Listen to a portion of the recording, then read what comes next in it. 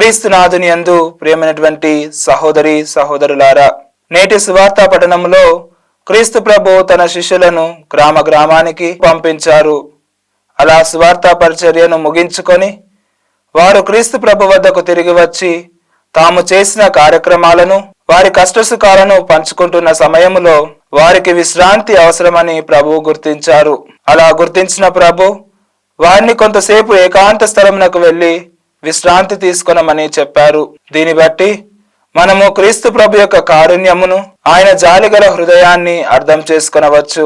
అలా క్రీస్తు ప్రభు తన శిష్యులు ఏకాంత స్థలమునకు వెళ్తుండగా వారిని చూసిన ప్రజలు వారికంటే ముందు ఆ ఏకాంత స్థలమునకు చేరుకుంటున్నారు.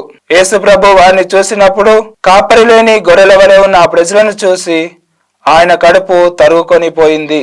వారికి అనేక విషయాలను బోధింపను ఆరంభించెను. వారిపై కోపగించుకోలేదు, మండిపడలేదు క్రీస్తు ప్రభు. కానీ కనికరముతో వారిని చేరదీశాడు. మరి క్రీస్తు ప్రభును అనుసరించడానికి వచ్చిన మనం ఎంతవరకు మన తోటి వారిపై కరుణ చూపగలుగుతున్నాం? ఎంతవరకు వారిపై కనికరము కలిగి జీవిస్తున్నాం అని ఆత్మపరిశీలన చేసుకోవాలి. మంచి కాపరి అయిన క్రీస్తు మనపై ఎప్పుడూ కనికరము చూపిస్తూనే ఉన్నాడు.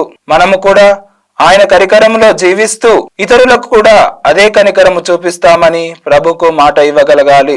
నేడు మన తల్లి శ్రీ సభ పునీత గోన్జాలో గార్సియా గారి పండుగను కొనియాడుతుంది. ఆ కాలంలో పోర్చుగల్ దేశస్థుల ఆధీనంలో ఉన్న భారతదేశంలో జన్మించారు. వీరి తండ్రి పోర్చుగీయుడు, వీరి తల్లి భారతదేశ మహిళ.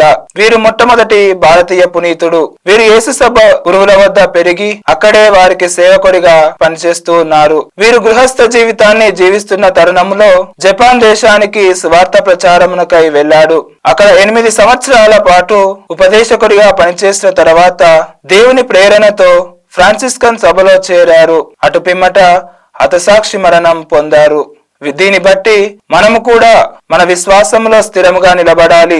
ఎన్ని కష్టాలు, ఎన్ని ఇబ్బందులు వచ్చినప్పటికీ ఆ ప్రభుపై భారం వేసి మనము కూడా జీవించాలి. కాబట్టి ప్రియ సహోదరులారా, మనము కూడా మన విశ్వాస జీవితంలో స్థిరముగా నిలబడాలని పునీత గోన్జాలో గార్సియా గారి మధ్యస్థ ప్రార్థనతో ఆ దేవాతి దేవునికి విన్నవించుకుందాం. ఆమెన్.